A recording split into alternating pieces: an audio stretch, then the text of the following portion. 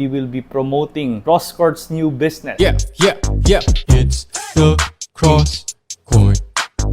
It's the cross. Yeah.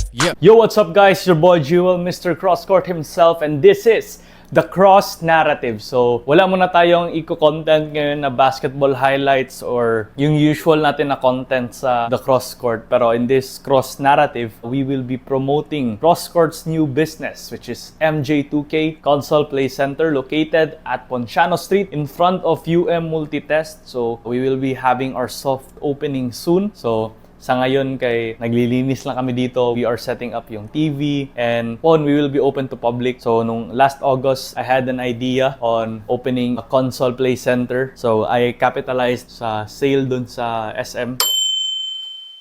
Kasi merong kabrang kadayawan sale and we bought a bunch of PlayStation 5. Ako, I have been a fan of NBA 2K since I think 2008. Before noon, NBA Live pa yung nilalaro ko. And dati memorize ko pa yung mga covers ng NBA players dun every year. So right now, it's been a dream come true na have the opportunity to open a console play center para sa mga taga dito lang din. Nandito kami sa Multitest, so mga students from from UIC, medyo malapit din sa Ateneo. And kung sino mga gusto magpa-stress relief dyan, maglaro ng PlayStation games, we will be opening soon. Sa ngayon, ang games pa lang natin kay NBA 2K23. We will be purchasing more games and I think by next week meron na tayong NBA 2K24 and it's something I'm really looking forward to kasi depende pa, mag-isip pa kami ng marketing strategy namin para, marami rin makalaro dito. So, as for now, meron ako mga impulsive na mga binili. An example, this Dragon Ball na frame. Example is this Dragon Ball na frame. Si Goku pati si Vegeta.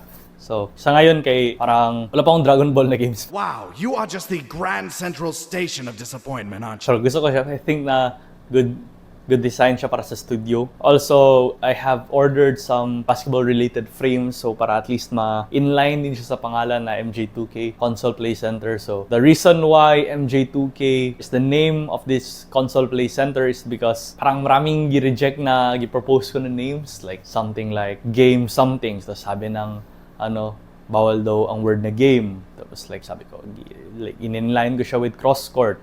Bawal daw like word na cross or gamer state. Bawal daw ang word na game or state. So, na-lead lang talaga sa parang pangalan ko, parang MJ. Tapos, bawal daw MJ. So, ginawa ko na lang MJ2K. Ang reaction ng kuya ko noon pag sabi ko na, kuya, itong pangalan MJ2K. Sabi niya na, paluya siya. So, think wala tayong magawa niya.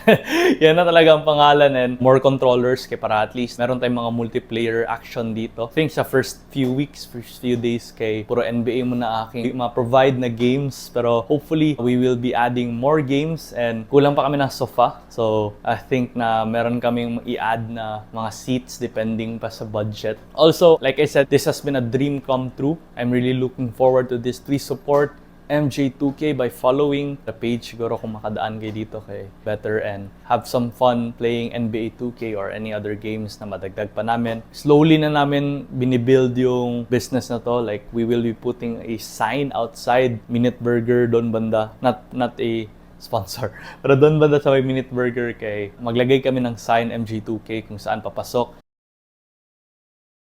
And yeah, coming soon, MJ2K. This is a cross narrative that is solely focused on this new business of CrossCourt. Siguro proceeds will be very helpful for my passion project, which is the CrossCourt, to continue to cover many more players. So I think hopefully soon din meron kaming merch para not only from talent fees yung makukuha namin na income, pero from other income pa rin na related pa rin sa ginagawa ni CrossCourt. So this is a privilege to have the opportunity to cover some of the young athletes and siguro maghanap din tayo ng paraan para to convert some of our profit into more profit. So that's why MJ2K has been created.